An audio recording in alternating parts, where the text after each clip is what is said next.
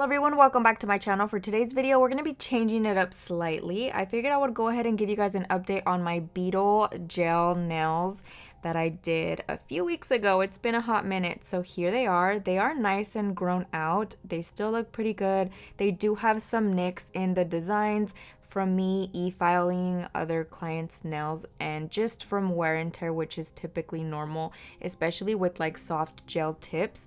But they've grown out quite a bit. I have kept these on for the purpose and research for you guys. So here I am to tell you all my thoughts on these nails. They have held on extremely well. They have grown out perfectly. I haven't had any issues with them. They are definitely more like bendable versus acrylic nails. So I did remember one time that I smashed my finger and nothing happened because it's just that flexible. So that's another plus as well. The only downside is that I don't think it has enough strength for if you're wanting like a really long nail. So those are my thoughts. They worked great. I loved them. Got tons of compliments up until this day. So here we are. We're just going to go ahead and soak off the nails, and I'm going to be answering some questions that I asked in the community section of my channel. So thank you guys for entering your guys' questions. But we're just getting into the video by prepping my nails for soak off. And I basically just trimmed them down. That kind of speeds up the process. Instead of having to wait till the entire nail soaks off, I just go ahead and clip them down to the shortest length. Now I'm taking my e-file. This is a Kiara Sky rechargeable e-file. I have her at a speed of about 10,000 RPMs. And I'm just doing very light pressure because it is very minimal product on my nails. I'm being careful with it. You could honestly file them off quite a bit and then just soak the rest off. But I wanted to give you guys like a true time just in case you guys wanted to only file off the design and soak the rest off, just to kind of see how well it soaks off and how quickly it does. Because typically with acrylic nails, they do take quite a bit to soak off. So these are supposed to be quicker. So we're putting that to the test as well. So I'm just going to go ahead and remove that design. I did file it just slightly, but I'm basically leaving the majority of the product still on my nail. So we're going to be taking these soak off bowls. They are perfect. I've shared them before on my channel, but it basically has like a top layer. You fill that in with acetone. The bottom container does detach and reattach, and you just fill that up with hot water. It heats up the acetone on top, which makes everything just kind of speed up a lot quicker. The soak off process is a lot quicker when you do it this way versus just putting it into pure acetone. So I'm going to go ahead and just let you guys kind of watch this while I'm doing it real time, and I'm going to be answering some questions like I mentioned earlier. So let's get right into the questions. Now the first question comes from Marion. She asks what the most challenging part of owning a salon is, and I would absolutely say that it is the fact that everything falls back on you. Like the good, the bad, the ugly, the praises, the negative. Like if there's an issue, you have to fix it. I think that's just really scary. And just getting people in the salon that you're able to fully trust, I think that's also scary as well. But that's basically it. I feel like everything else is definitely a beautiful thing. I absolutely love owning a salon, so definitely the only downside to it. Now Mariah asks if I've ever gotten stressed or scared to work on nail clients, and absolutely. I feel like definitely at the beginning of my nail career, I would definitely get scared, nervous. It's just kind of like a new territory when you're, meeting new people. But the main thing that I definitely took away from all of my experience and doing nails for years is it's all in our head. I think that we overthink it. Our brain makes us think these things. So if you go in with a positive attitude, tons of confidence, and you do your best, the client is going to notice that. They're going to appreciate it and they're going to like you even more. So don't get scared. Just go for it. Don't overthink it. You will be okay. The more practice you get, the more comfortable you get with your clients, it's going to be a lot easier. Jenna asks, has there ever been a time where someone has picked out a style or look that you just absolutely hated? And yes, 100% has definitely happened multiple times. I think that the way to conquer that is just to do it.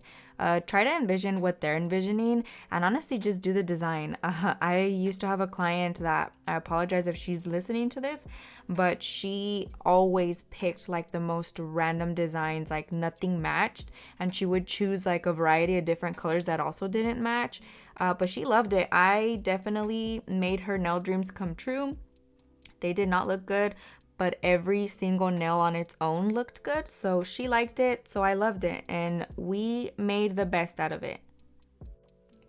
Niana Nails It asks, how do you gain clientele as a beginner tech? How did I do it? Was it family or what? So my answer to that is simply just putting myself out there. I always tag the city that I'm from on all my posts.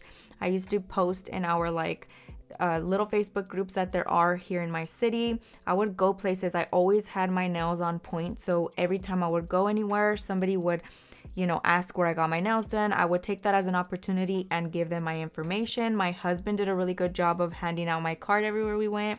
So that was a huge plus as well. And then eventually, you get people talking about you, recommending you. It's just a matter of putting yourself out there. We specifically don't have any family here where we live, so we really fully started from scratch. And I was so proud, being able to do it without any help from family or friends. So definitely just put yourself out there. Always, always, always tag where you're from. Go out places, hand out your cards. I feel like that's the best organic way of gaining clientele. If you put yourself on social media and gain your following, yeah, it can help, but a lot of the time the following will not be to the specific city that you're in. So always make sure you're active in your community. Next question is from Jenna M, and she asks, if I had one brush that I picked up, which one would it be? So if I absolutely had to pick one brush out of the ones that I typically recommend to you guys, it would hands down be the Profiles Backstage Sculpt It Like It's Hot acrylic brush. It's really good quality. It has lasted me a really long time, and it is the more inexpensive one of the ones that I typically recommend to you guys. So I'm always cost effective, save your money type of person. So I would definitely recommend that one. Now, Diana McShann kindly asks how we balance everything. So from the salon to clients to YouTube videos, social media, classes, events, Vita Bella, and family, it does get a lot of crazy, honestly. We're just zombies at this point, but being that we are our own bosses, we kind of dictate how much we work and how much effort we want to put into it. I think at this point we are on go mode Monday through Friday, but we are reserving Saturday and Sunday strictly for family time because we do sacrifice a lot of family time being that we work so much. So we really try to make those at least 2 days, very well worth the kids. And it's hard. I feel like sometimes, you stop and think is it worth it? But I think to us, we want to build a great future for our children. So right now our goal is to do that and then be able to spend endless amount of time with them. To you, it might not be worth it. A lot of people have different opinions on what they think is important in life, but for us, I feel like it's working. The kids understand. Camila is really easygoing. Damien helps a lot as well. We put him to do tons of tasks, whether it's either entertaining Camila or just helping us in general with anything that we need. And then of course he gets compensated for that. So we kind of just bounce off of each other. If I need to get something done, Sergio helps. If he needs to get something done, I help. If me and Sergio both need to get something done, Damien will step in. So it's kind of just we're a family effort and it's going really well. I'll definitely do a vlog for you guys so you guys can really see how chaotic and pretty chill our life is at the same time. But yeah, that's as simple as it gets. Now QT Nails asks, how do I feel now that we have launched, and how is it keeping up with orders? Honestly speaking, it's freaking chaotic. It is very, very hard to keep up with orders, specifically because we are very small and we don't have the help or manpower to make more hands. You guys have lots of requests and I'm extremely grateful for that. So we are currently trying to find somebody to help Sergio in that category. I have my lovely coworker that has stepped in, also helping us with Vita Bella. So huge help for me. Unfortunately, I can't help Sergio make hands, so he's been struggling over there. He's making it happen, but we're definitely trying to add more people to our team, and hopefully it gets a lot smoother, but as of right now, we're struggling. Milagros asks, how do you prevent acrylic from getting stuck in your brush, and how do you prevent cloudy monomer? So it's basically just cleaning your stuff very well. So whenever you're using your acrylic brush, you want to make sure you're frequently wiping it on your paper towel. That's going to help remove any excess monomer and also remove any excess acrylic left behind on it. Because if you have any acrylic on your brush and you go back into your monomer, it's going to contaminate the monomer, which makes it cloudy. So the main thing you want to do is make sure that you're wiping it very well on your paper towel. Sometimes it is inevitable. You might not catch all the residue on your brush, so you will just have to throw out your monomer and start fresh. But that's basically what it is. It's just not cleaning your brush out thoroughly. Also, liquid to powder ratio may have a little bit to do with that, so make sure you have your liquid to powder ratio perfectly. A very, very wet bead will leave a lot more acrylic stuck in your brush. So kind of take a note on that and see if maybe that may be the issue.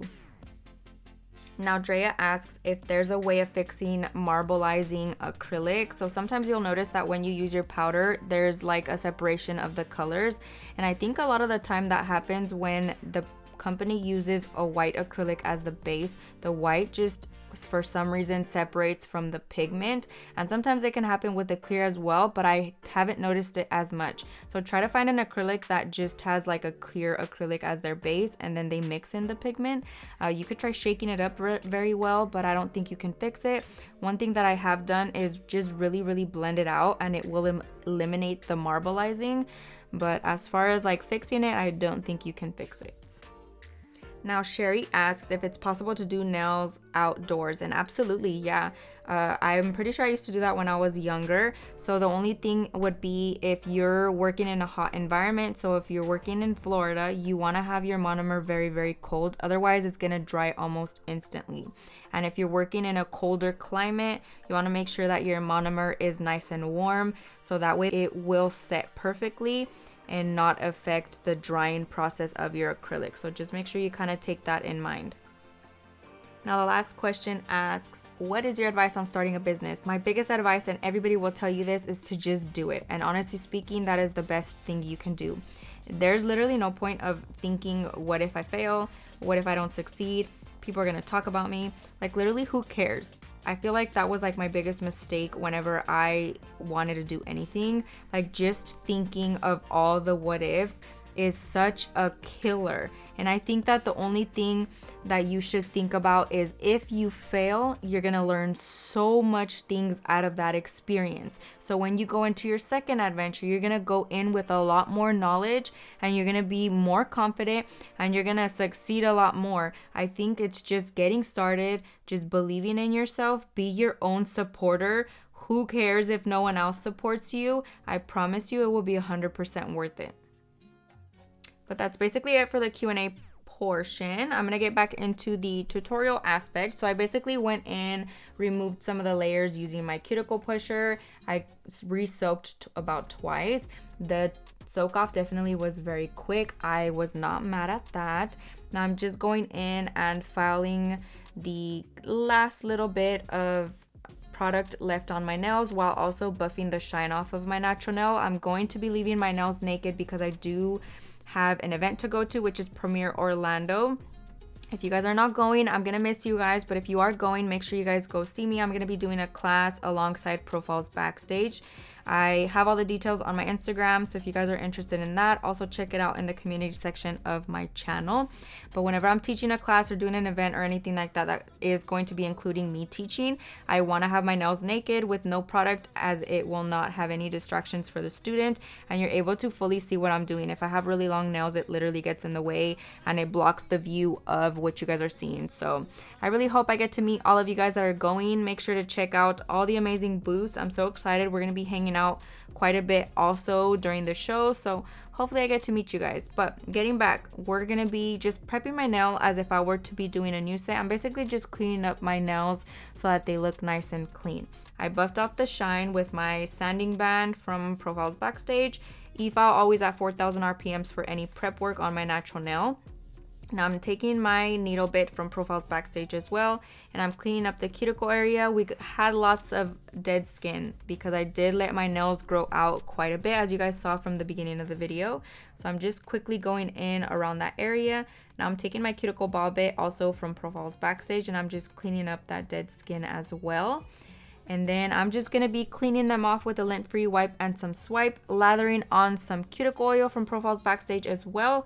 But that's basically it. I hope you guys enjoyed the Q&A portion. Let me know if you guys want me to do this more often. I absolutely love answering your guys' questions. It is one of my favorite things to do. I do it a lot on lives as well when I'm packaging orders or just a live in general. So let me know your guys' thoughts down below. But I hope you guys liked it. I hope you guys learned a ton. I hope to see you guys in Premiere Orlando, but I'll see you guys next time.